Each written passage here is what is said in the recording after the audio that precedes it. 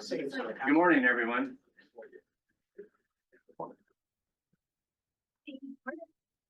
Welcome to the Crook County Board of Commissioners meeting. Today is Wednesday, September the 3rd, 2025. It's 9:00 a.m. We'll do the Pledge of Allegiance, and then we'll have a prayer by Pastor Roy Rogers from Calvary Chapel Church. Michael Warren, would you lead us in the pledge, please? Sure. Pledge allegiance to the flag of the United States of America and to the republic for which it stands, one nation, under God, indivisible, with liberty and justice for all.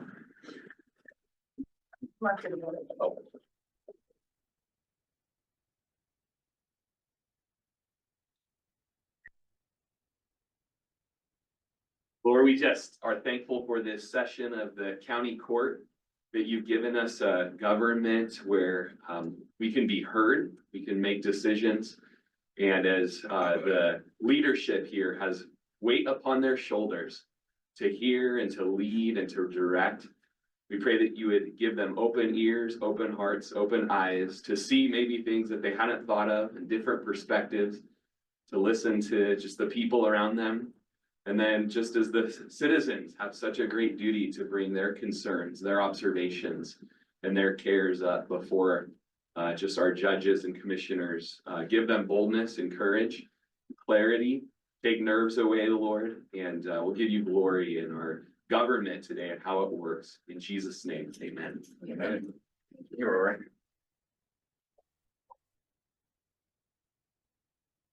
Line of business is a public comment. I have to go early today because I gotta go to work, sorry. It's okay, Julie. Julie Thompson, Great Valley Road in Prineville. And I first just wanted to say thank you to Seth for reaching out to me with a phone call and trying to help me get the public records that I need or save me time and money, by doing a letter. I appreciate that because every little bit makes a difference. So, and then also, we did get more information on the ground sampling or the water sampling plan from Knife River. And I am just wondering if you guys all got that too, and what your feelings are on the plan, if you've looked through it, and if you have any recommendations too. To that bill. Well, you're not, John isn't here, is he on? Are you, Julie, are you referring to the sampling plan for the Knife River facility? For the Woodward site, yes, Yeah. yeah. I don't know if the commissioners received a copy of that, so I don't know that any of us are in a good spot to kind of respond to the detail in the sampling plan at this point. Cause I did send it and I just wondered if anybody. I saw something, I haven't had a chance to read it, but You sent it to us? Mhm, I did. I didn't get it. I sent it when I sent my list of questions. I sent the plan Was also. attached? Yeah, Okay, I'll search. it. unless it didn't come through for some, because it is quite large. did you send it to Eric? Or did you send it to all three of us? I sent it to all three of you. Because I saw something. that Yeah, it was a just- couple. I of saw things, your- there was some your- things. Your other, but not me here. I think we all received a copy of the recent test results. Yes. We received that last week. Okay, Um, perfect. Maybe that's what I'm talking Okay, that should be, and that was really large, that. Yeah. Yeah, so. Julia, I saw your letter and I think are you here to speak? You have some concerns about who's testing the water? Well, Because that's what I reflected into your, yes. not being a third party in Right, Knife which- River. I got an update last night at 5 o'clock that now says that they will allow the opportunity for a third party to go on site. So that is good. And he said that they were working on more changes because it is just conditionally approved. So they're still working on it and they're supposed to get back to us to hopefully answer more of our questions. But they also now, instead of starting in September, they have till fall is the date. There's no actual, not end of September now, it just says fall of 2025 because now Knife River needs to drill more wells, more to sample. So I don't know if there's a way anybody can help push that. I did have a Zoom meeting with Senator Mike McLean finally. Yeah. It was very good. I appreciated his no BS attitude. Sorry for lack of better terms. But he told me a lot of things that I didn't know. So it was very interesting to talk to him. He is gonna try to write a letter to help us, but he said basically, you know, senators don't have that kind of control. It's the governor and the Secretary of State, who we just got a new one. So we're still in limbo because everything just keeps changing on that aspect of it. So, I guess I was hoping that maybe you guys had read it and had maybe some other suggestions that we can send to them to make sure that they do this correctly, because our biggest concern is that if there's not a third party on site or somebody there, how do we know that the water is actually coming from those wells when it's getting sent off to the sampling, to the testing facilities? Yeah, I mean, that's what we've been pushing from the beginning of this entire thing of. The Knife River's not gonna trust you guys, and Right. you guys aren't gonna trust Knife River. Right, So if we don't have a third party that comes in and does the testing, then we're gonna be right back at zero. We will spend all this money. And so I'm happy to make a call to the governor's office and talk to him about that. And I don't know. We've been very clear with that, about that from day one. right. But I'm happy to read it and get some understanding of what's going on. Will you resend it to me? Yes, I will. So it's top Yeah. of, top line. and- Yeah, I might not get it done today, but I'll get it done. I'll Yeah, resend it all to you. Just so send you it to have me. it. As soon as you get it to me, I'll look it over and Okay. try and highlight some of those points and get back to her. Okay, perfect. And then I have one more question, because I am not holding my breath that they're not gonna mine the veneer site. Probably gonna happen over time, and I'm not holding my breath that the sampling plan is gonna keep them from not mining the veneer site. So what is the water guarantee that's supposed to be done for the CUP for the veneer site? It's a really good John question. Okay, Unfortunately, he's Or not I here. think Will was involved when we passed all of that, so I remember I was on there and we were trying to be as tough as we could. I like it. I can speak generally, Okay. to it. John's much more up to speed on where we are with that and what the process is, but as a condition of approval for the veneer site, the operator has to come back in a public meeting and discuss a groundwater guarantee that needs to be signed off on by the board. So, it's been a while since I thought about the specifics of that groundwater guarantee, and that's where John could fill in some of the holes, but, you know, the ultimate goal is to ensure that there's a mechanism in place that if groundwater is impacted by the mining operation, that there's some triggers that require Knife River to take some action. We really wanted, it was important to make sure that groundwater guarantee went through some sort of public review, so it will come before the Board of Commissioners in a regular meeting like today at some point in the future, but they can't mine until that is. is it possible in the CUP to put, if they don't comply with it, that you can revoke that? Those exact words, because they did things last time mining in the water that they weren't supposed to do, and nothing happened, no fines, nothing was taken away. So is that something that the county could look into in the groundwater guarantee? Kind of think that's a given, Julie, because when we put in that water guarantee, it was like if it doesn't pass. Okay. So I kind of, in my opinion, feel that until that water guarantee would be met, there would be no money. I mean, that was my interpretation of what we put on it when we did it. But So I aren't would say- we in a position now that things aren't going well and we're not able to stop it, or you don't know? But a water guarantee has to be done before it can go, or the CUP cannot go through. Yeah.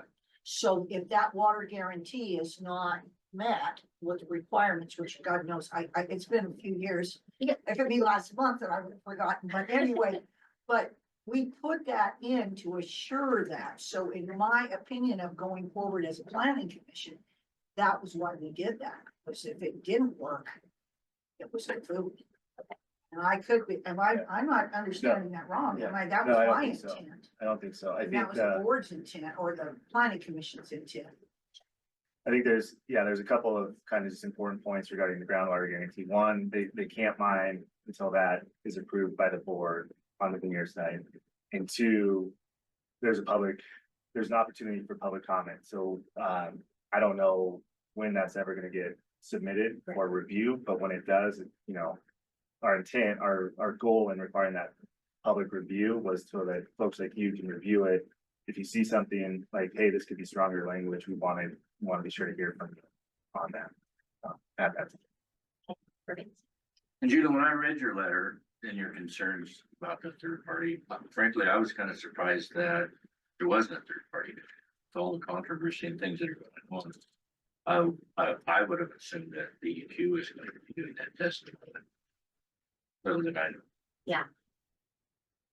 Thank you. And I was gonna save it for the commissioner's report, but what she was speaking to at the beginning of her comments is, I've talked to Will about putting together an explanation of what we've heard from the outside attorney that we talked to about why we cannot, because we tried to ask how we could go through our process if, you know, to shut things down.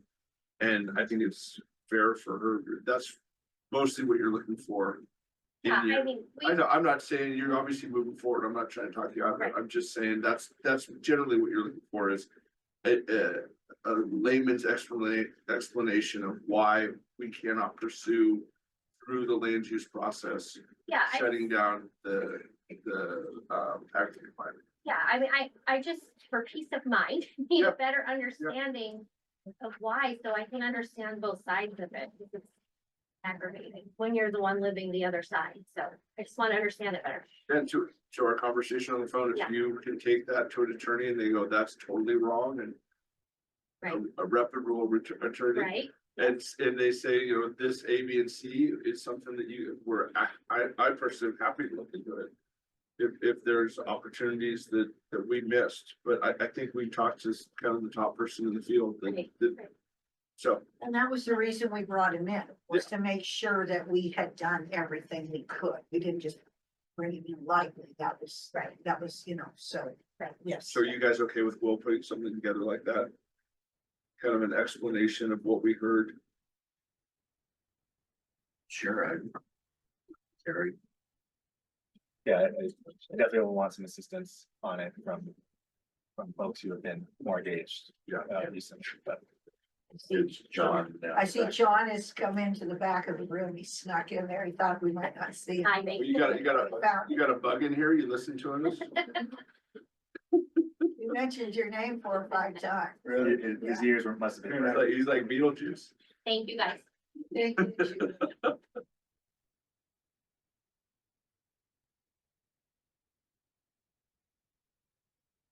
Hey, Adam. Morning, Morning. Adam Kulski, 3992 Northwest Hansik.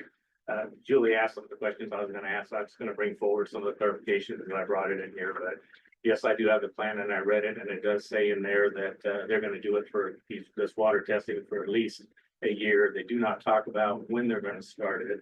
They do not talk about who's gonna make the call on, is the water bad, is it good or whatever, and they're not talking about going to veneers to, because I thought the first time I read it that it said they were gonna start the testing when they're mining of veneers, but by talking, what Will said, they can't do anything until something comes, you know, somebody makes a decision on the water's bad or whatever, but I did bring, and you mentioned it, when you were on the planning commission, in there, it does says the finding, the applicant agreed to enter into a groundwater protection guarantee agreement with the county to take corrective action for groundwater if mining operations necessitate,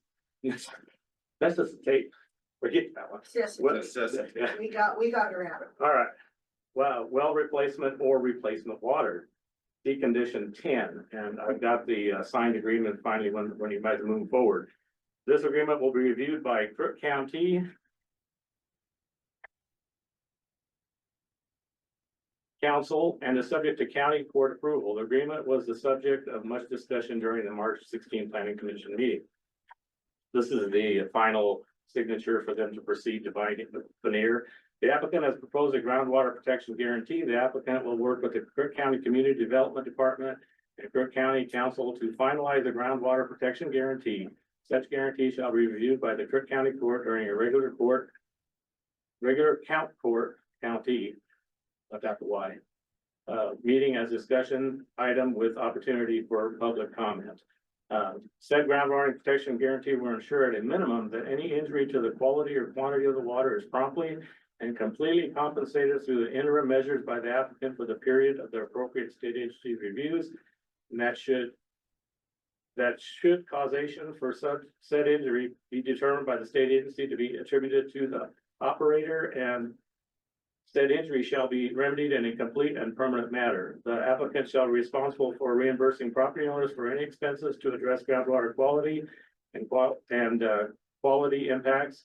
Any violation of the groundwater protection guarantee for the applicant shall be prosecuted by the county under Crook County Ordinance 18-144070, in addition to other remedies or penalties under law. The groundwater protection guarantee agreement shall remain in force until 6 months after reclamation has been completed and or the reclamation bond has been released by Gogami. So that is in record, and I just thought I brought it, but since Julie talked about it, you guys sort of answered on it. I think the question is, the way it's written, the one difficulty I think anybody's gonna have is the proof of that date. It's gonna end up going to court or something with Knife River and having all the money in the world and all the lawyers. It's gonna be tough for the folks that actually have any kind of injury or anything to their water. So when we do have public comment and when we do, a lot of this stuff does need to get addressed, and it has to be more detailed than what's written in here, because it leaves it way open to interpretation, and burden of proof is gonna be on the people that actually have the bad water. And, you know, until the state says something different. And in the recording of the planning commission meeting, that was a point I brought up. No, I remember, I was there. It's just hard to, you know what I mean, to put that in there, but that was brought up, definitely. I know you used the word little people and you didn't mean it as you know, a bad We're thing. It's little, like, no, I meant- these people don't have all the money in the world like No. Knife River does to No. go ahead with lawyers and all that. It's almost a David and Goliath thing. Yes, but I'm glad to hear that we're not moving forward until all this testing's done and all that, because that was gonna be one of my questions on that is, when do we move forward with it and when we Yeah. do this other stuff? I don't know. When those conditions were prepared, we didn't know we were gonna be in this circumstance, so I don't know that the conditions require the testing on the Woodward site be completed first, but the groundwater guarantee does. And obviously there's a big cloud hanging over. Because we area out obviously there, need to so- have a baseline at this point, before we move forward, right? Yeah. Because if we I don't would- have I a mean, I would base- think if so. We don't have a baseline of like what current situation is before something happens, then how would we know if it can happen? And the other difficulty was the Woodard site came before the planning commission, basically before my time. And if you remember, we were one vote over, we were split. We were a split planning commission. And some of the people were there for Woodard, so it was kind of hard to bring Woodard in because it was a separate application and you look at it as that application. So there was really no carryover into Woodard because that was a said and done. It was what we had in front of us that we could rule on. I don't know, do you remember that part? Oh, I remember, yeah, I was at both. Yeah. Yeah, so that was kind of why you're not having, you know, a carryover from Woodard, because you couldn't really bring that into the near, because you are supposed to rule on what's presented to you. But that was also part of the splitness of the planning commission, because we had people that were there on the Woodard plan. I wasn't. Just another question from Will or John. When the Woodward CUP was made and then they came back with the hours and they wanted to amend it, it went back to the planning commission and all that. Is the public, let's say linear goes ahead by what the CUP is, but things change. Can the public come back and say, we need to amend the CUP from the other side to say, we need to change this because this is not working well here?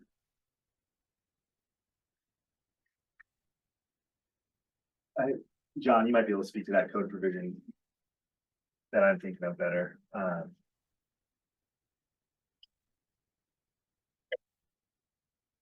Good morning, commissioners. John Lassen, Director, Community Development Director, former Assistant County Council. If you guys have any questions about what was discussed before I got here, please let me know. There are certain triggers for a modification. Most are on behalf of the applicant with their CUP if they're coming and they propose to do something different. The other trigger is kind of misinformation, that they basically provided information that was relied upon and that could be inaccurate. I forget what the exact wording is at this moment, but it can't be, it has to either be initiated by the county or by the applicant. I guess the citizens could bring forth evidence that things have basically that, or that misinformation trigger, and then that could prompt us. So we did an ESSE evaluation, so if they said that the hours weren't working, that's almost a social implication. So if we had enough people come forward to you and there was a modification in the social, could it come back then for a hearing? Because now we're seeing it enacted and there's a difference than what we expected or proposed. How? This might surprise you, the answer there is complicated, as with all this stuff. So Okay. the EC analysis is only for the comp plan amendment, which is to put the site on our comp plan as a significant okay. inventory site, Okay. because there's a lot of rock, but that's And then not. there's the CUP. Okay, Correct. got it. You can't modify the I comp see plan. what you're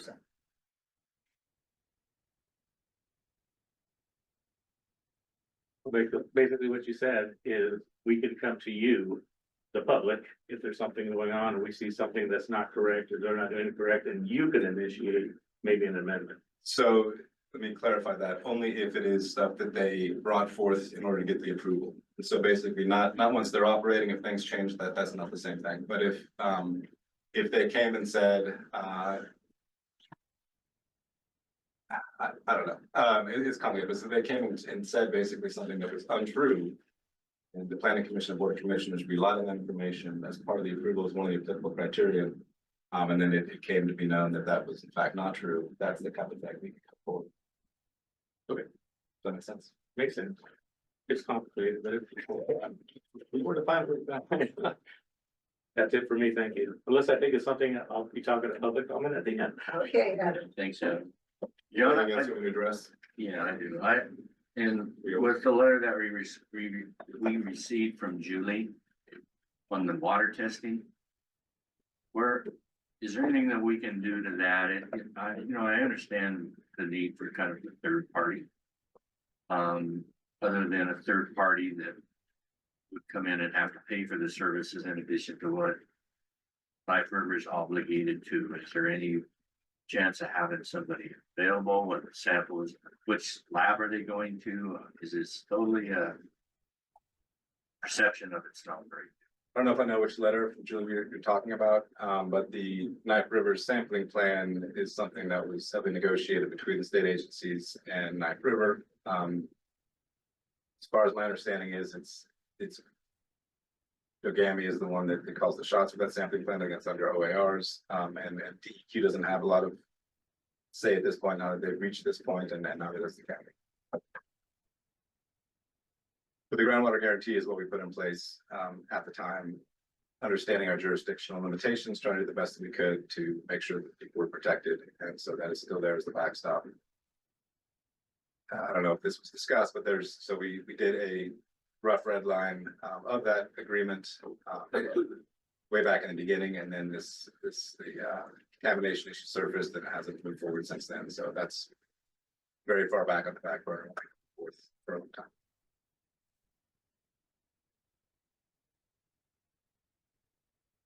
Any other questions? Go back to the back. Thank you. Mike.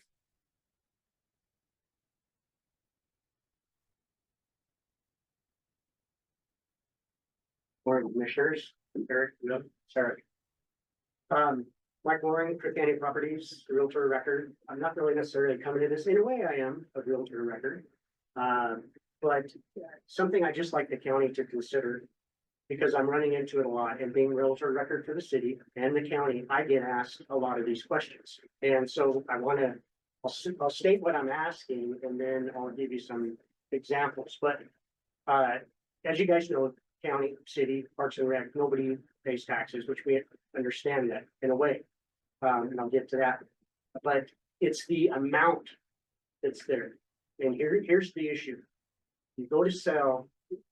I had tons of questions on this on the 4 acres we had listed for a while. What are the taxes gonna be? I don't know. Okay, I can see where it's difficult for the assessor's office to give that answer because you kind of need to wait until that time. If you look at the county evaluations online, they're not, no offense to their program, but they're not accurate. I don't know how you could be accurate, right? We have a total fluctuating market in a 10-year period of time. So whatever you're evaluating those taxes at that date, if they go back 2 years, that's not even right for something that happens today. Regardless of that, if those taxes were in play, you don't pay, I'm not saying you need to pay them. But if they're there, people will know, okay? Because the comments I get from public is, okay, if I buy this, what are my taxes gonna be? And I explain the process and what they have to do and all this. Oh, so the county can put whatever they want. That's the perception. I'm not saying that's right, you know, and I know different and I explain that differently. But whether it's city, county, and in an instance I'm dealing with right now, Parks and Rec, okay? A lender is not gonna necessarily loan, I'm gonna use Parks and Rec's maintenance, no manufactured home. I've had somebody that has inquired with a lender, it's very hard for them to quote them and get them pre-approved because they don't know what the taxes are, and that plays a big part in somebody's financing. So it's just something I wanted to throw out there, take into consideration, maybe have that on the tax roll. So it can be seen, doesn't mean it needs to be paid. Maybe there's something that Eric, maybe that's, there's a reason you can't. I don't know. I just thought I'd bring it up because it's getting asked more and more and more. The other thing that, you know, and again, don't expect you to pay them. However, the county seems to be running the county more as a business, which I think everybody appreciates. Businesses pay themselves. They pay their different departments. It might be something to consider. I'm not telling you guys how to do that, but probably doesn't make sense for a municipality. I understand that. But it does make sense if you knew what that was. I've done a lot of packages together for the county and the city on properties you guys own. And when there was some talk of maybe swapping some things, you as a buyer or seller or whatever, you should be able to look at that and say, okay, if we sold this entity to a private person, not only are we getting those funds, you know, to the county, but this is also what we're bringing in as a tax base. I think it would help if you happen to sell a property or let's say just average, or maybe even a below market. It's easier to justify. Yes, it might be a little lower. However, we're going to be getting this for years to come. I think it would help in your planning. And I'm just throwing that out there to be considered because it's very difficult to answer these questions for the public. And I get a lot of questions regarding what the county does, what the city does, you know, being a realtor record. And most I can answer that one. I have a hard time because I do not know how they evaluate it. And I think they struggle. You know, it's got to be tough to evaluate something that hasn't had taxes on it for a long time. Some of the properties that we sold that went through foreclosure years ago, I could go back when they did have taxes assessed on them and do the increase per year and get them a ballpark, you know, which some of these I can't do. So that's just my thought. If that could just be brought up, and maybe there's a reason you can't, and I totally understand that, but it just seems like if it's there, it'd be more transparent. Not saying you have to pay them, but at least you know what they were, and it'd be easy when properties are being sold for your plan. So that's all I have. Do you know of any other jurisdictions that do that? No. So, but they could. I don't know if they shoot scanning, but yeah, I thought about that, whether they do. You're a worldly guy and head of the real estate. I will find out, Brian, and I'll send you guys an email. That's a good point. And it makes sense not to pay, I think, depending on how your departments are ran. But on the other hand, having it visible for people, and especially in this particular case I'm running up against with one of the Parks and Rec properties, had those been in there, I think we might still be able to do something, but had those been in there, the lender can say, okay, this is what they're gonna be. You know, doesn't mean they can pay, but this is what the assessed value is and things like that. So I can see in the public's eye, looking at a property like that and looking at what the county shows the assessed value, that could change once they actually start assessing. And no offense to the, assessor's office, oh, they gotta do their job, but it's very unclear. It's very, it's not straightforward. And I think people's perception is, okay, the county can just tax me whatever they want. We all know that's not true, there's a formula. But I don't know, and I think it's a little difficult even for sometimes for them to figure it out based on the type of property and the use. If you talk to John Solis, Yeah, it that's says just fine. what, what would the, because he's eventually gonna be the one who puts the number on it. And say, could you give me a ballpark figure No, or even yes, we have talked to these, and they don't. they're unwilling to do that? No, and I don't blame them, because they could tell them something today. And maybe something's tied up in escrow, and especially on a commercial property or, something, or maybe it's tied up for a while. I don't think they want to put themselves into that until they really do the research. And it's probably gonna be a little bit based off the sales price at that particular time, because market values are so skewed for different properties. But aren't properties taxed when they were built, not when they're sold? Yeah, but if they have not had it, they have to go off something. They're not gonna go off of, in this particular case, the mobile home is detitled. So it's not part of the real property. So you have two different things there. A lender's gonna want that title together. But I'm saying, like on a regular situation that was a stick-built home or a title. Yeah, you have your bare You would have your year that it was Yeah. built, and then you could look back at the taxes of that year and. Yeah, but some of these, the taxes don't go back that far. It almost seems like you need to ask John if, is there any way that's even possible? I would think he would be the one that should be able to know, unless you know of any instance. Well, the reason I brought you guys first is It should, Okay, I buddy, think Eric, it makes you sense, totally. I have a to me. reason why you can't do Yeah, that. So it makes that's- sense to me to do that because it does, but I'm just not sure. And I can definitely have a conversation with John. I would hate to waste your time. No, it's not. I didn't want to waste his time, then have to go to you guys, then find out from Eric. There's a reason. So, and I don't know the reason if there is. Is there a reason? So as I understand the question, it is it possible for the county to assign an estimated future taxation value for properties that the county is seeking to sell? So that future buyers have an idea, maybe a rough idea, but it would be an idea about what those future taxes may be. I will confess, I don't know enough about the valuation process to say whether there are any complications in that or not, but I can look into it. I don't even think it would be futures that we're trying to sell. I think it might be interesting to just do any of our properties. It would be. You know what I'm correct, saying? yeah. It gives you an idea of maybe what their worth is. And I don't know I'm that not, it has to be. one yeah, not really worried about necessarily the work, for it's the sale. unknown, it's the unknown Yeah. for a buyer.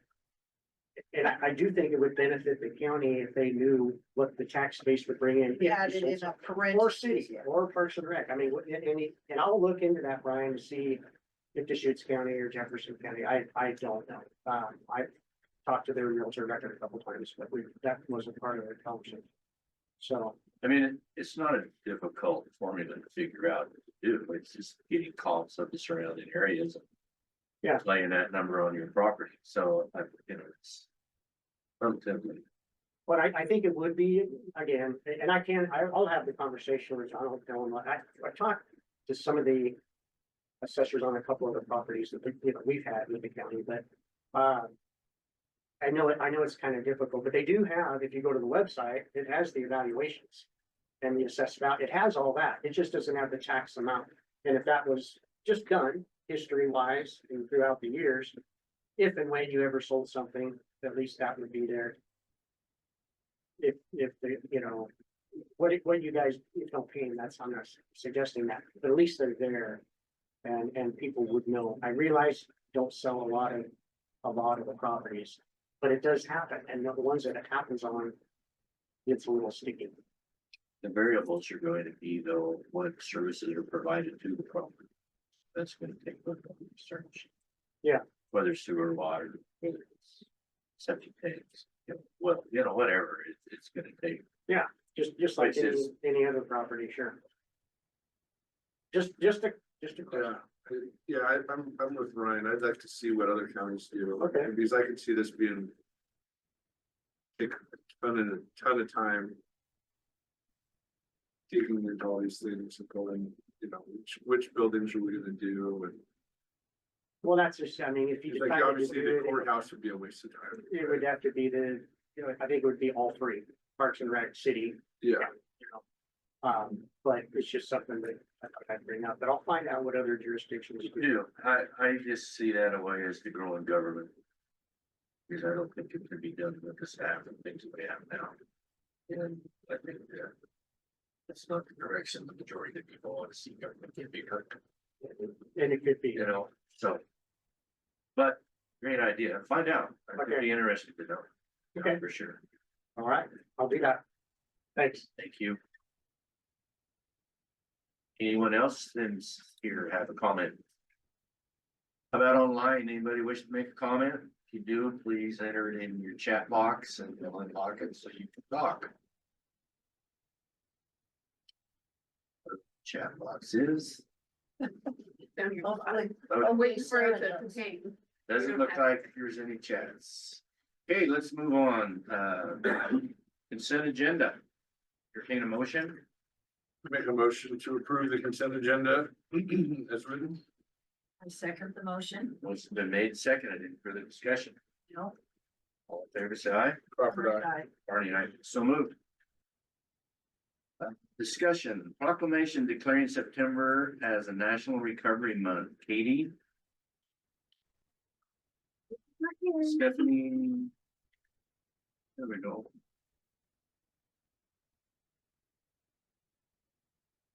Good morning, commissioners. Bill, Sarah, Eric. Stephanie O'Neill, Public Health Modernization Manager at the Crook County Health Department. And one of the teams that I supervise is the Prevention and Health Promotion Team. September has several public health observances that directly correlate to our work. And I have two members of my team here to present about two of those. And I would also like to thank all of our community partners that were able to make it this morning to support.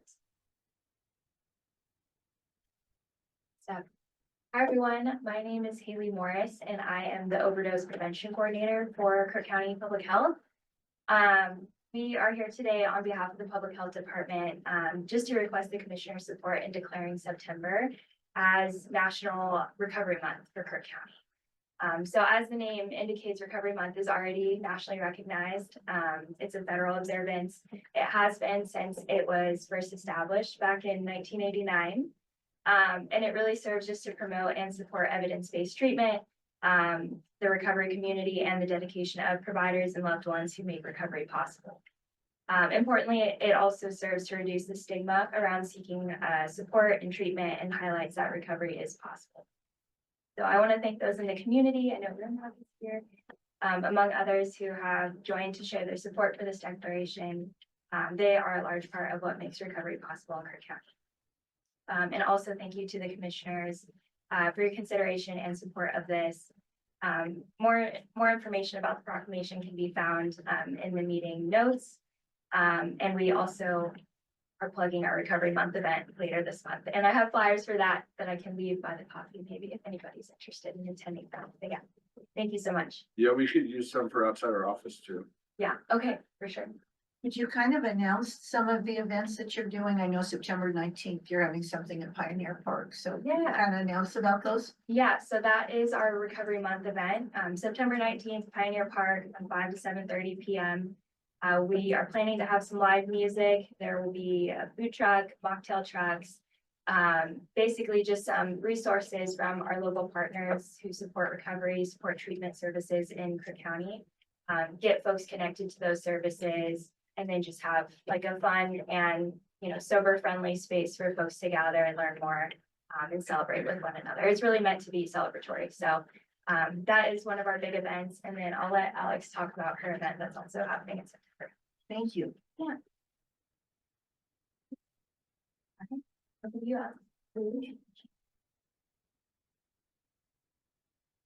Good morning, everyone. I'm Alexandra Greenberg. I am the Mental Health and Suicide Prevention and Postvention Coordinator for the Health Department. I'm here just to help bring recognition to September as being Suicide Prevention Awareness Month and September 8th, which is next Monday, being 988 Day. They're both nationally recognized. 988 Day is just to bring awareness to 988, which for those of you that don't know is similar to 911, but it's for suicide and crisis lifeline as opposed to medical emergencies. And we are having an event next Monday called Stronger Together, and there's multiple events throughout the day. What was the date? September 8th, next Monday. Time? It is all day. So the They first have a event kicks off at 8:30 at the Health Department building where Veterans Assistance is at 422. Sorry, at 422 Northwest Beaver Street. And there's events all throughout the day, with the last one being at 7:30 for a candlelight vigil at, we say it wrong, Gervais Park, which is the park behind the library. But some of the events we have is there's a coffee group that's gonna meet at Golden Coffee that's specialized towards veterans. One of our community partners, NAMI Central Oregon, is starting a 6-week walking group. And that will take place on Monday. That's the first week. We're doing a question, persuade and refer training, which is for suicide prevention. We're gonna have an hour at the Human Services Building, where people can come and write notes of hope on chalk for sidewalk chalk, just kind of bringing people together. There is a paint night or a paint party at the library at 3:30. And then we are doing rock painting for younger kids at Gervais Park also at 4:30. And then there is a NAMI support group at 6:30 at the library. And following that would be the candlelight vigil. A lot of events. Thank you Yes. for preparing all of And all this. of it is free to everyone in the community. Just trying to help engage connection and togetherness and promote mental health and hopefully prevent people to die by suicide. Does Best Care link in with you guys and help you on this too? Best Care isn't doing anything for this particular event. This is kind of Your thing? my thing. This is only the 3rd year for 988 as a nation, suicide and crisis lifeline. And they're trying to get public health entities to start doing things like this and just anyone. But I figured I'd be a good starting point to help get the word out in Crook County, and hopefully it'll take off, and every year there'll be more and more. Good for you. That's my goal. Good for you. Thank you. Thank you. So we have a proclamation first. Yes. If everybody in the health department would just state your name so everybody can. Alexandra Greenberg. I'm Stephanie O'Neill. Haley Boris. Keep going. And I'm Riley Martin, and for those of you who don't know, I'm the emergency preparedness coordinator at the health department. For the ladies in the back of here. Yeah. Why don't we This have is all everybody and inclusive. either lovely partner? Yeah. Hi, I'm Shauna Holland. I'm with OSU Extension Family Community Health. Devin Nelson, NAMI. I'm Danny McAllister. I am with Pacific Source and I'm the system care coordinator for the region. Darlene Rogers with Rimrock Trails Treatment Services. You're in Prineville, Bend and Redmond. Michelle Duff, Community Relations Manager for Rimrock Trails Treatment Services. I think that's everyone that came to support this one. Thank you all for And Katie's on. what you do. Thank you for all coming. So I'm happy to read a proclamation. National Recovery Month, September 2025. Whereas National Recovery Month is a national observance held every September to promote and support new evidence-based treatment and recovery practices. The nation's recovery community and the dedicated service providers and community members who make recovery possible. And whereas substance use disorder is a treatable health condition and recovery is possible with the right supports, resources, and opportunities. And whereas individuals in recovery show that people can and do overcome the challenges of substance use disorder, leading full, productive lives in our community. And whereas the stigma surrounding addiction can be a barrier to treatment and recovery, and it is essential to foster understanding, compassion, and hope. And whereas Crook County is committed to supporting individuals, families, and communities affected by substance use disorder through prevention, treatment, and recovery support and harm reduction. And whereas we honor and celebrate the resilience of those in recovery, the dedication of service providers, and the power of community in supporting recovery journeys. Now, therefore, the Crook County Board of Commissioners does hereby proclaim September 2025 as the National Recovery Month in Crook County and calls upon all residents to join in celebrating the strength and determination of those in recovery and supporting pathways to health and wellness for all. Thank you.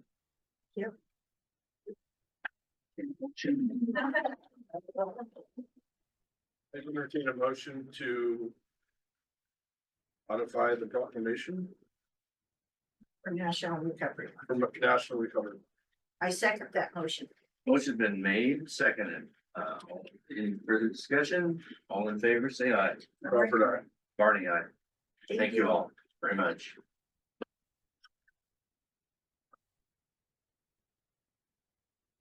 Okay, recognition of the 988 Suicide Prevention Day.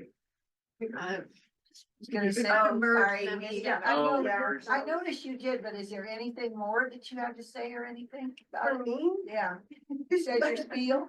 if you have any questions, I'm happy to answer them, but that was most of it, yes. Okay, thank you very much. Okay, It's not another proclamation, it's just recognition. No, it's just, yeah, I'm gonna Yeah. flyer. so we're gonna change up this agenda just a little bit here. We're gonna move Seth in here with, talking about flagpole and plaque dedication at the road department. Eric is here for the road department.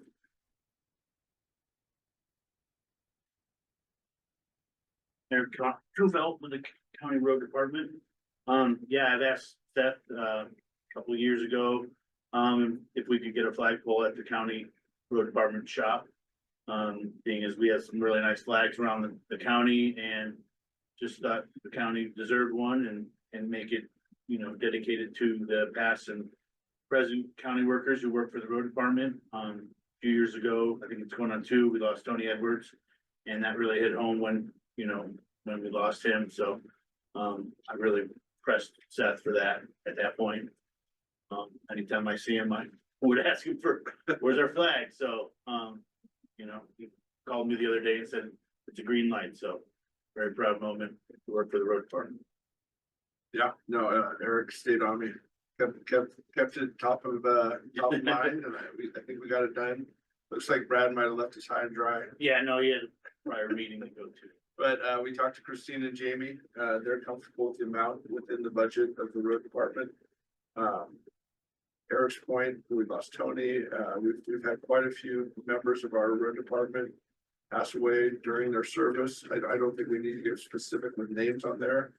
But I think, you know, over the years, our road department's proven that we're the best in the state and we take care of our people, we take care of our roads. We've built amazing roads, we maintain those roads, we gravel them well, we clear the snow. We're really thoughtful of even when we're flagging and dealing with stressful people. I think we do a really good job working through that, and I think our community appreciates it. And I think this flag is a really good way to do that. Brad seemed to think it was about 2 weeks out, 2 or 3 weeks out. Something like that, yeah. To get the actual equipment, probably wait until things slow down a little bit, get through kind of the summer construction time, and once they do that, we can get that up, it'll be lit. And then we're gonna work on putting together some verbiage on the plaque, similar to what Eric and I have been talking about. And then I think at that point, it would be really great to have kind of a dedication ceremony. up there. Where we could go and thank all the current people and recognize the people in the past that got us to this point. Do we need any sort of a motion or because it's within the budget, we're okay, Christina?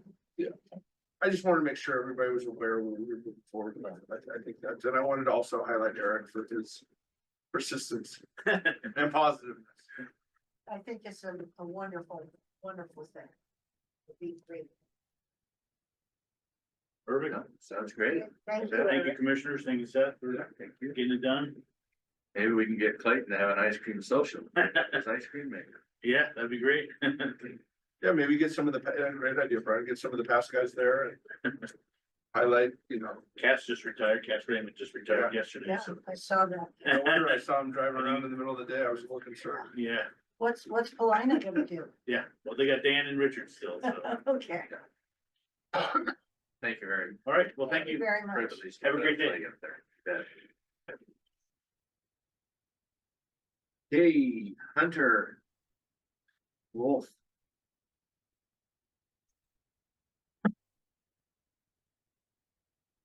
Morning, Commissioners. My name is Hunter Newhart. I'm with the Wolf Depredation Compensation Committee. We had a meeting on July 24th, a forum, to present the recommendations for the vacancies.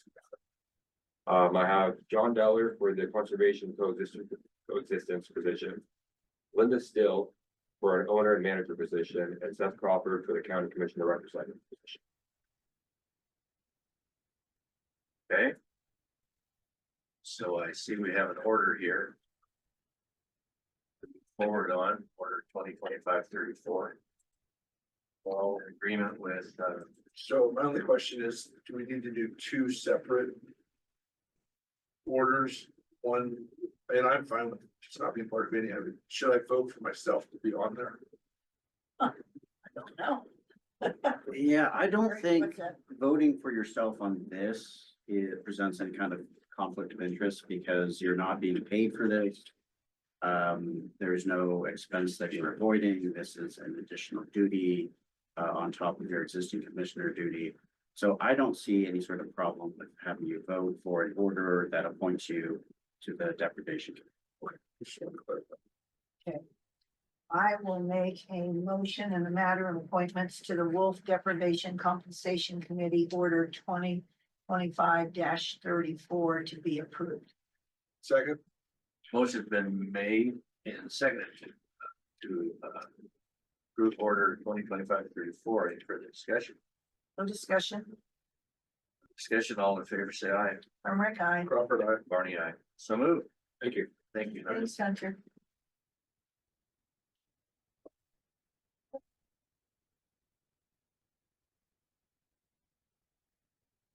Well, public meeting video recording policies. Good morning again, commissioners. The purpose of this agenda item request is to finalize and approve the public meetings video and recording policy. We discussed this policy earlier this summer. At that time, we agreed that I would come back with a final order and finalize the policy. So in your packet is a copy of that order and the policy. I just want to note that the policy establishes clear guidelines for the recording of public meetings, aligning the county Board of Commissioners' goal to commit to transparency and public engagement. As I noted, we had previous discussions earlier this summer that went over preliminary drafts. This policy aims to make government proceedings more accessible and understandable to the public by providing recorded footage of meetings. While some of what is in the policy is not legally required, the adoption of this policy aligns with public meetings law to foster good governance practice. Just a couple of notes regarding the kind of the breadth of the policy. This applies to major boards, committees, and subcommittees under the county's jurisdiction. It requires that meetings will utilize Zoom or a compatible platform, ensuring accessibility and reliability. It does note that in limited circumstances, if video is not available for there's emergency, whatever, that audio recordings are acceptable. but that video recording is the first. You need to make an effort to video and record meetings. And it requires that recorded meetings must be accessible on the county's website within 5 days.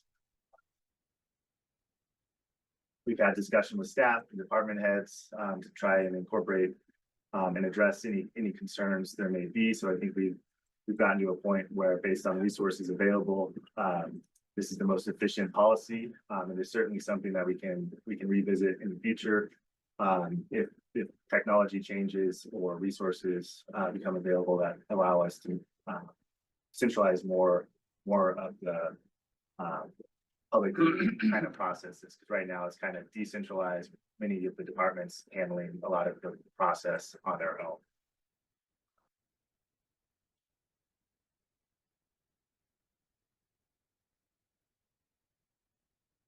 So I think just kind of in sum, again, this just improves the county's effort to be transparent, make sure the public has access to information and can view past meetings to understand the basis of decisions. I will note that the order in there includes a blank space that I would like to address before it is sent up to the clerk. So if you could include in any motion to approve the order and policy, just to note that I'll bring that back to you out of this regular meeting to fix that one blank spot in the order. That would be great, but I'm happy to answer any questions on the order and the attached policy. I do also want to know, included in the packet today is a great workflow that Sarah, Chelsea, and Laura have worked on that covers it's a step-by-step guide for the entire public meetings process. It's a how-to, so it has a lot of detail in terms of where you go to do this, and it has checklists. I included that in the packet today just as a FYI, so the board's aware that is being worked on. I think it looks like it's really close to being finalized, but that'll be an internal document that helps staff who have to assist with public meetings. Very helpful if it's something public meetings are something you use somewhat infrequently or it's your first time. I think this document's a great step towards ensuring our team here at the county has a resource that they can refer to if they're have any questions about how to do something in the process of a public meetings, from noticing the meeting to wrapping the meeting up with minutes afterward. So it's a great document, and I just want to thank Sarah, Chelsea, and Laura for working on putting that together, because I think it'll be a great resource for our team here in Crook County. But just back to the business for today, we have that video recording policy. Again, there's an order and an attached document that outlines the policy for the board's review and approval. Yeah, thank you, Will. Thank everybody, Sarah. I'm really excited. This is something, you guys have worked on for quite a while, and I really appreciate it. I especially am excited about the checklist so that it can be across the board, the same process, and easily shared. Because I agree with Will that a lot of times there's different departments and committees that they don't meet on a weekly basis like us, so it may be more difficult for them to follow the flow of the process. And I like the fact that we have a uniform. Yeah, I think it's great. Don't make some clarity. Departments, whether it's associated or that work with the county. Sorry, Sarah. I do have one question though. In light of looking through this, how does one proceed if we don't have Zoom, if we don't have any video options, or it goes down, or the recorder batteries die and you can't record it? So what's the next step? Call the meeting? Do we continue the meeting? What legally obligation? Eric might be able to just speak to this with a little more certainty than me, but there are certain circumstances, like if we get bombed in a Zoom meeting, where it becomes impractical to provide some of those services, so recording or video, the meeting. Best practice is always to have an audio recorder or maybe two audio recorders available so that you can at least record the meeting.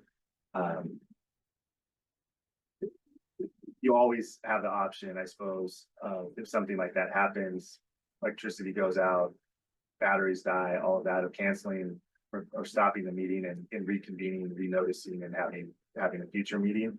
But I would strongly encourage folks to, bring a dictaphone, use a phone, use the recording app on, your cellular phone. So I think the policy speaks to kind of having a backup recorder available just in case. But that would be best practice, is just to have a dictaphone there as backup. In fact, probably good to have extra batteries and or an extra dictaphone with you, just in case you do want to continue. So I think it's important to try and have some recording of the video. So I guess the answer I'm looking for is really, if it can't be recorded, does it need to stop or does it continue? Yeah, so I think there are two related questions. The first is, how is the meeting to be memorialized? And the statute does not require video or audio recording. It says you could also take written minutes. Many public bodies do audio recording and written minutes. So if the recorder ever fails, or the video ever fails, you still have that backup. There is a separate portion of the public meetings laws which talk about providing video access if reasonably possible. And so if the Zoom fails for some technical reason, then the question you need to confront is it reasonably possible to proceed? Will gave a great example of, what happened when we get Zoom bombed. Someone is disrupting the meeting. I know that a number of different public bodies have been confronted with that, and they have said, under those circumstances, having video may simply not be possible. Otherwise, that would allow someone to disrupt the meeting and stop the conduct of the public's business. A heckler's veto. Other instances, it may be worthwhile for the meeting to say, look, we know there are going to be a lot of people who want to attend remotely. This is not time sensitive, so we're going to try to reschedule so we can fix this technical issue. So I keep using this phrase, it's an art, not science. It will depend on what's on the agenda. What is the reason why the Zoom or the video has somehow failed? And is this something that should proceed despite that technical failure? Or is this something that might be rescheduled so that those technical issues can be fixed? So I took all those as judgment calls, but what I did get out of it is that if you can't audio or you can't video it, then you have to take notes. Written minutes, correct.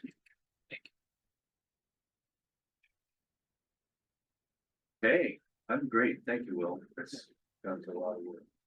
Well, I think Sarah, Chelsea, and for all their hard work on getting that, putting it together, because I wouldn't have known where to start with some of the technical stuff. So I appreciate all their support.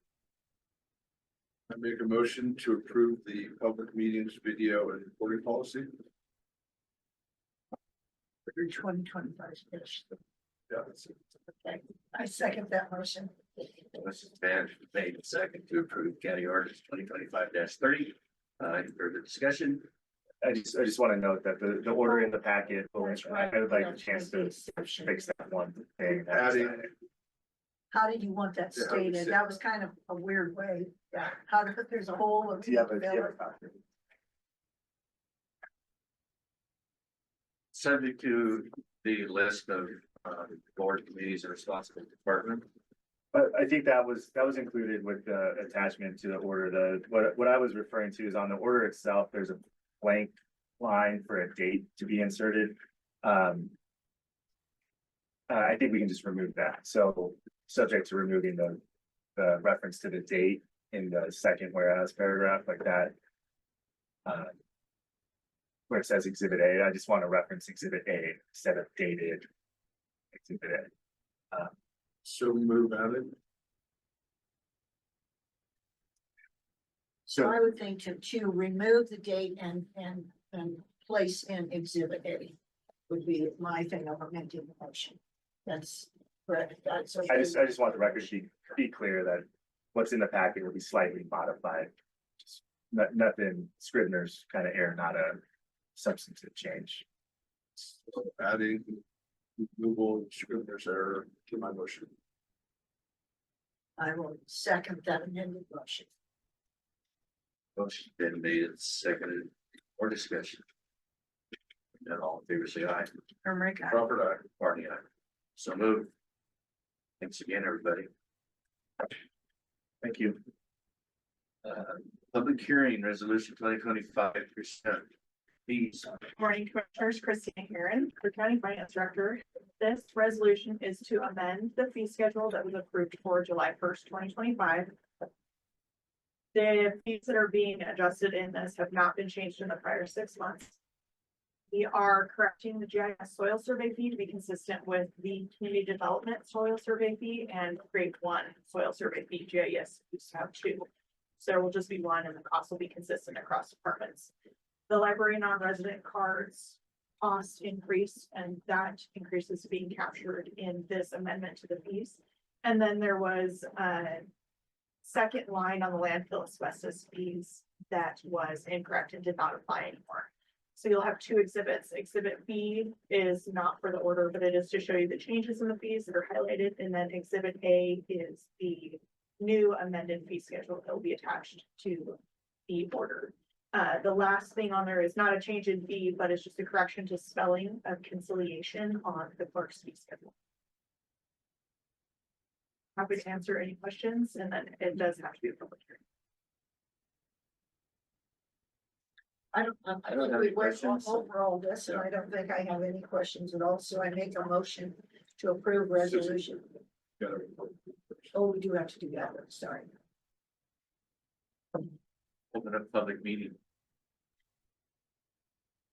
Bill, is this what you're here for? Anyone wishing here to comment? How about online? Anyone wish to comment? Support of, against? Don't see anybody. Okay, close the hearing. Now I'll make a motion to approve resolution 2025-32. Second. Motion been made second to approve resolution 2025-32. Any further discussion? All in favor, say aye. Herrick, aye. Barney, aye. So move. Thank you. Thank you, Thank you, Christina. Christina. Okay, managers report. Good morning, Commissioners. This morning, I just wanted to make a quick note about a change at the library. Our library director resigned last week, so we want to wish her a happy retirement and thank her for her service to Crook County. Got a great team at the library, and I'm confident there won't be any disruptions to service. In fact, we've been running smoothly over the last couple of days, so I think public can anticipate continued great service at the library. And with that, I think that's all I have as far as my manager report this morning. So, You're a little both. Hard to see. Commissioner report. So next week I will be here for the work session because on September 9th, I'm flying to Washington DC to the PILT, which is payment in lieu of taxes. Fly in, and they have it organized. There's going to be actually a meeting tomorrow on Zoom, and we're going to go and try to encourage them. I would really like to encourage them to pay us way more PILT because currently we're receiving 2.3 million in lieu of taxes. So hopefully we can keep that going and maybe get even more. And without the SRS, the Secure Rural School funding, it is extremely important for the counties to lobby for PILT. So I'll be going on September 9th to Washington DC, and we lobby the 10th and the 11th, and I'll fly back on Friday the 12th. Should be on soldier. Yeah, yeah, I'm kind of a little, September, it's kind of weird to be there September 11th, but this is what they're doing and they're very organized in their things, so we need the money, right, Christina? We'll take it, I'll give it to us. Any bit, any extra, maybe I could get a bag of it to bring home. Okay. Thank you. I had the opportunity to introduce the new CEO for OPB to our community last week. And I think it was really successful. I was able to take her to Kiwanis, introduce her to some small business owners as well as some people with natural resource, ranching, construction backgrounds, to kind of explain to them that there are other things that happen in the state outside of Portland. And I think they were very willing to listen. So I think it was a really good time well spent. Okay, any more public comment? Sure. Yes.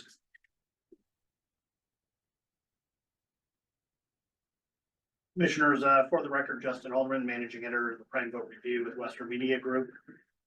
Two quick things I want to address. First, as you know, after nearly half a year of us petitioning the county for proper consideration of fee waivers in response, actually just primarily to a records request involving the Natural Resource Advisory Committee. As of today, we're unsure if we still have had full production, despite the fact that those records, that process finally moved forward in March after you had reviewed the statements from the Oregon Public Records Advocate indicating that the county commissioner's review was not in compliance with Oregon public records law. Since that time, we've continued to get a trickle of records, which county council previously indicated would take no more than 2.5 hours of legal review. We're unsure why this trickle of records has continued and why the county made no additional efforts to potentially reduce the amount of records. And I will simply say, having done this for many years and had a lot of production of electronic email records, the manner in which the county has produced these records has resulted in significant duplication and could have been done in a manner that avoided such production. This, to give some context and straightforward kind of explanation about it, this is kind of a case in which you feel like an attorney decides to get in response to discovery request to drown the opposing party with significant records and duplication. In this particular case, many of these records, and what we have is production of individual emails. And to date, we've not had any citation of exemptions or redactions that appear to have been made. We were told in July that the final production of records on this request alone would be by the end of August. We did receive another set of documents, or I should say email files, I believe last week. However, there was no communication included with that from county council. So again, I think it begs the question, what is this process? How much of this is being handled by county council at the taxpayer's expense? And how much is being handled, since it doesn't seem like we're even encountering any issues of attorney-client privilege communications that would be exempt with these records in this process? And when are we looking to have the final records? This process is extended nearly a year now since we began seeking these records. And I think it shows serious concerns with the county's process to handle public records requests, not only for a news publication, but even for the general public. So I'd encourage and hope that the commissioners would further review. My understanding from your staff is that the next process within some of the public transparency initiative is to review the public records process. So I hope that the manner in which this request has been handled is further considered in reviewing that process. And again, trying to align more appropriately with, again, good practice and not trying to frustrate the public or the news media in getting information to understand the business or the public's business, really in such matters. The other thing I wanted to bring forward real quick as well, you just today appointed individuals to the your Wolf Committee. We did not attend a meeting that was scheduled on July 24th because the only matter on the agenda and the public notice, including both the webpage and the attached document, was approval of minutes. So nowhere did the Wolf Committee make any notice that it was considering the appointment of individuals, and I believe this either resulted in a meeting which brought up these matters in a questionable manner. And while that action itself may not be within 30 days for any citizen to potentially file a grievance, it is still, could be a concern that could be potentially challenged. But I think just shows that again, a lack of good governance to appoint public officials without a process the public was even aware of until today, and that we weren't even aware of. Now, I did just notice that minutes were produced for that meeting and show that the numerous issues were addressed beyond just simply approving past minutes of that Wolf Committee.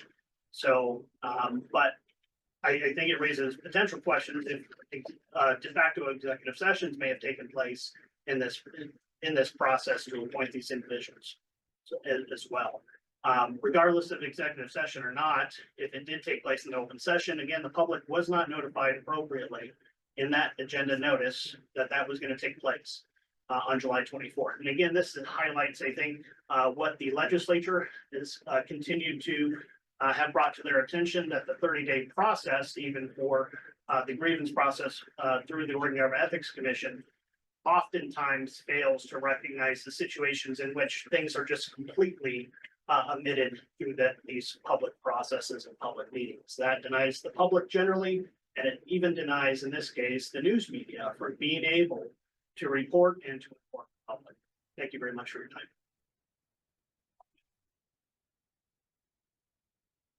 Any other public comments? Adam? You already used yours. It'll be brief. I won't try to read because I can't read without glasses. Just a quick question, because I was looking at this, Adam Mikulski, Danzig, everybody knows. What is the executive session and what do you guys do in there? Just out of curiosity, since I kind of learned, just gotta know. What is the purpose of it? I mean, because, you know, I read this to consider information or records, and I think maybe he was talking about the same thing. Maybe what Julie was asking for or whatever. So executive session says the public's not there. Is it a training thing? Is it it almost sounds like it's behind closed doors and it's quiet. That's the appearance. I'm just curious. Maybe Eric. Yeah, well, Eric. You answer the different ways for executive why we do it. Yeah, so, under Oregon law, the vast majority of conversations that a quorum of the public body which delivers on matters that need to be in public.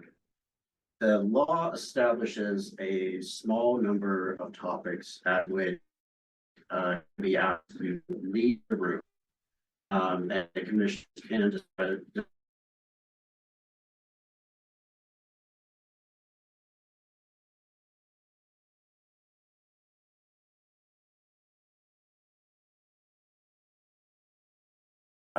that statute includes, but they're limited.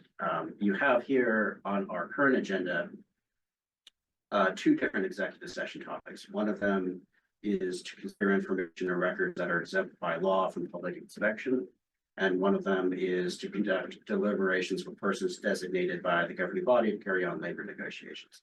So the legislature has said for those topics, a public body can ask the general public to leave them. So out of curiosity then, so whatever happens in the room in an executive session, would that be public information? Or would somebody could actually do a FOIA for that? One of the requirements of the executive session statute is that there would not be a decision that would be made in the executive session. Now, there can be an informal consensus that's reached. But what happens is after the executive session, if there is a decision to be made, then the county will convene back into a public session. In which case there would be a motion, and the motion would be then memorialized in the public portion of the meeting minutes. And there also are cases under those that the press can be involved in that, but they can't report on it. And then there are ones where the press is not allowed. It'd be like a litigation thing, you know, things like that too. Like contract negotiation, so if somebody was we were negotiating with somebody. And then they could know where our bottom line was, that would hurt the taxpayers. Because we may not get as much for something or pay too much for something in another instance, so. I was just curious. Yeah. Anytime. I learned something today. I'm going home and doing nothing. Okay. Yeah. Thanks, Adam. Anybody else in here? About online, does anyone have any comments to make, please? Chat box. Or help you out. See any? All right. Hearing none, that this ends our open session and we'll go into executive session. Speaking of which. Thank you, everyone, for being here. Which one do we? So let's do 2F first, because I think that'll be the quickest. Okay.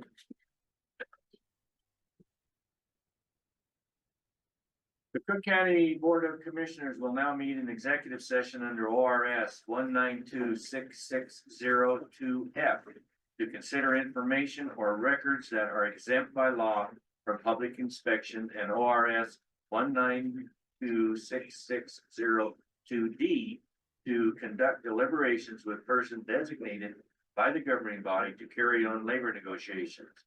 Representatives of the news media and designated staff shall be allowed to attend the executive session, except for executive session 2D. All the members of the audience are asked to leave the room. Representatives of the news media are specifically directed not to report on any of the deliberations during the executive session, except to state the general subject of the session and previously announced. No decisions may be made in executive session. At the end of executive session, we will return to open session and welcome the audience back into the room.